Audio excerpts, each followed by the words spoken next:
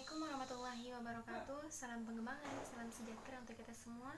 Sehingga pada kesempatan kali ini kita diberikan kesehatan, kebahagiaan dan selalu menyertai kita. Saya Kiki Andini dari HTN 2C, NIM saya 2011200077. Baik, di sini saya akan sedikit menjelaskan mengenai bab 1, yaitu dari MK Pendidikan Kewarganegaraan melalui PPT atau video yang setelah yang satu ini. Selamat menyaksikan. Selamat menyaksikan.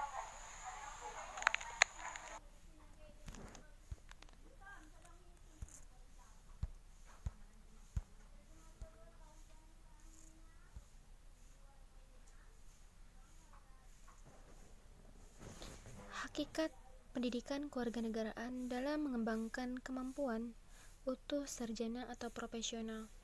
Berbicara mengenai kewarganegaraan, kita perlu mengetahui apa itu warga negara, apa yang disebut warga negara. Warga negara di sini adalah semua penduduk di suatu negara atau bangsa yang berdasarkan keturunan, tempat kelahiran, dan sebagainya, serta memiliki hak dan kewajiban penuh sebagai seorang warga negara di negaranya tersebut.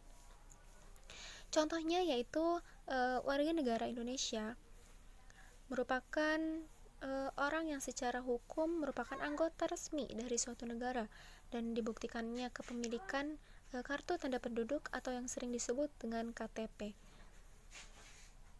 Jika seluruh masyarakat Indonesia yang memiliki KTP atau KTP Indonesia, semisal si A adalah warga Indonesia yang tinggal di Malaysia, tetapi KTP si A tetaplah KTP Indonesia, maka si A tetaplah warga negara Indonesia dan menjadi warga negara asing di Malaysia.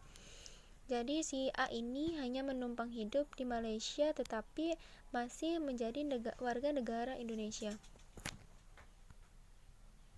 Sejarah perkembangan pendidikan kewarganegaraan, di mana sejarah pendidikan kewarganegaraan khususnya di Indonesia dimulai pada tahun 1957 saat pemerintah Soekarno atau yang lebih dikenal dengan istilah Civis, di mana penerapan Civis sebagai penalaran pelajaran di sekolah dimulai pada tahun 1962 dan kemudian berganti nama menjadi Pendidikan Kewargaan Negara pada tahun 1968.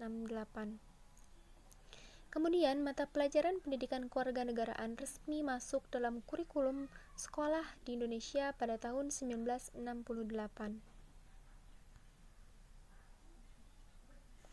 Konsep dan urgensi dalam pencerdasan kehidupan bangsa, di mana kita perlu mengetahui sarjana dan profesional. Dalam Undang-Undang RI Nomor 12 Tahun 2012, di mana tentang pendidikan tinggi, bahwa sarjana merupakan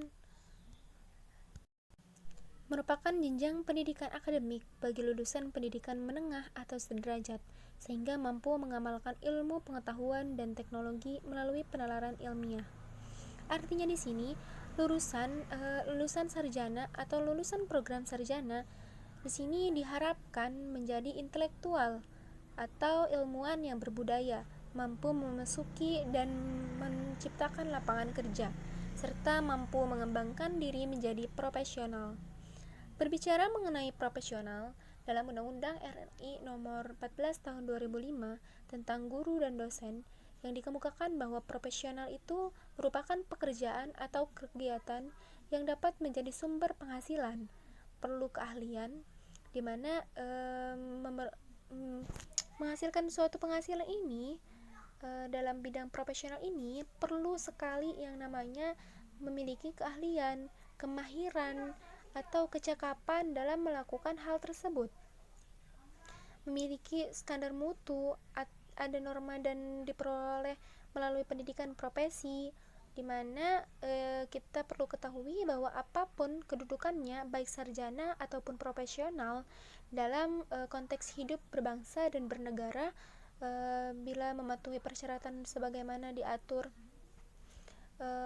dalam peraturan perundang-undangan, itu kita sebagai warga negara Indonesia, baik sarjana atau profesional, baik profesi apapun itu, kita tetap berstatus warga negara.